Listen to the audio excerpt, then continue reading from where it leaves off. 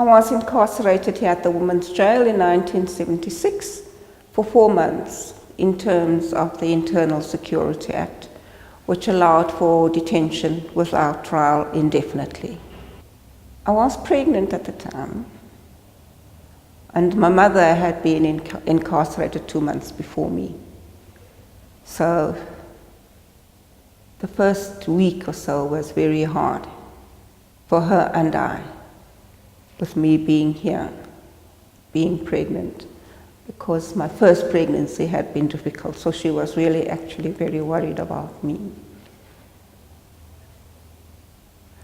The other women that were here were Deborah Machoba, Lolo Tabani, Winnie Mandela, Fatima Mir, Chini No, Spongile Kubeke. There were about 13 of us here, plus another lady who had been sentenced.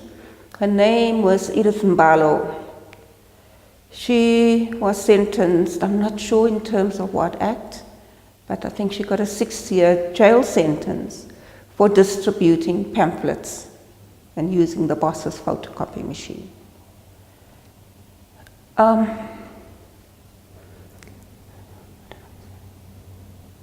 You just stop for a minute.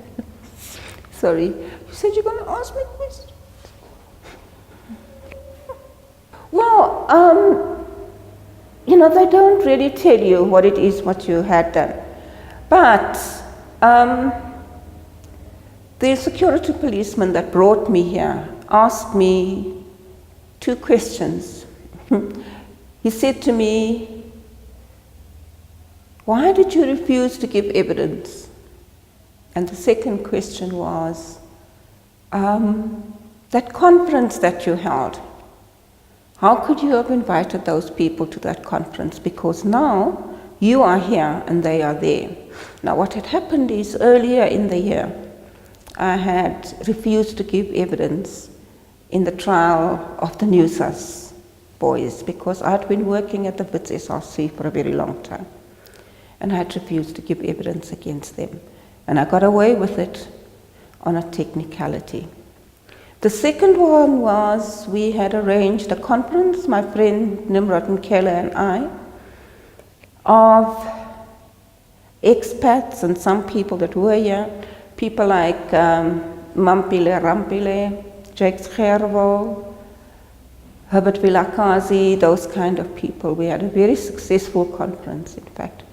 The conference was to be held here in Johannesburg, and they banned it in Johannesburg. Roodepoort, fortunately, wasn't part of Johannesburg, so we could go to, what was this place called now? Anyway, we took it to Roodepoort, and we had a very, very successful conference there. So those were like the 2 things that I think. Also, when I was taken from work, there were about 5 security policemen, all armed. A Captain Conrad came into the room where I was held, and his words were, "Yeah, Cecile Palmer, Black Power.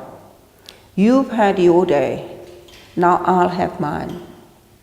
You say you'll kill 2 people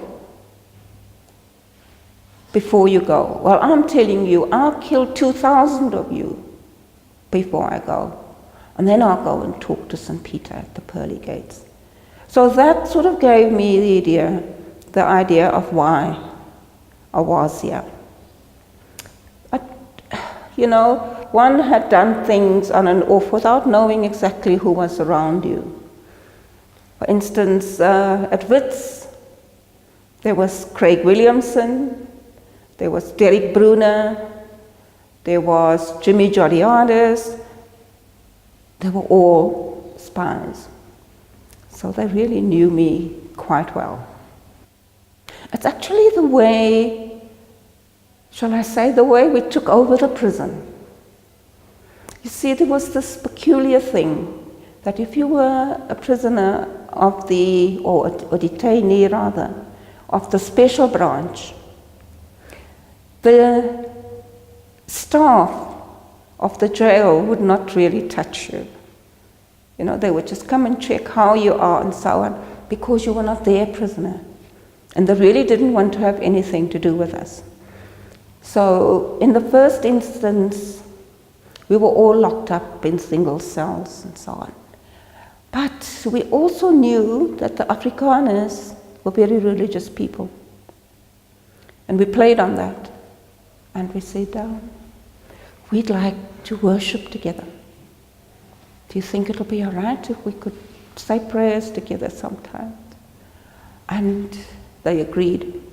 And of course our prayers turned into political education sessions. So we were together at least twice a week or so, together, because there were 2 yards and the 1 yard would come over to us and we would all be together. So those were quite poignant things that happened. Also, we forced them to give the ordinary prisoners panties. Prisoners that were in this jail were stripped naked after their sentence, left with no panties. And we fought and threatened. And very soon they did get panties. I like the idea because I think it's very important for our history. My only disappointment is that a lot of the women's jail has been broken down. You know, like there were cells where the Commission of Gender Equality stands now, and those cells were broken down. Yes, we are proud of the Commission, that it's there, but you know, we just felt it's not the same. For instance, if you go to Robben Island, it's perfectly preserved. And I can't say the same about the women's jail. We are working together now to try and get it all sorted. But it will happen.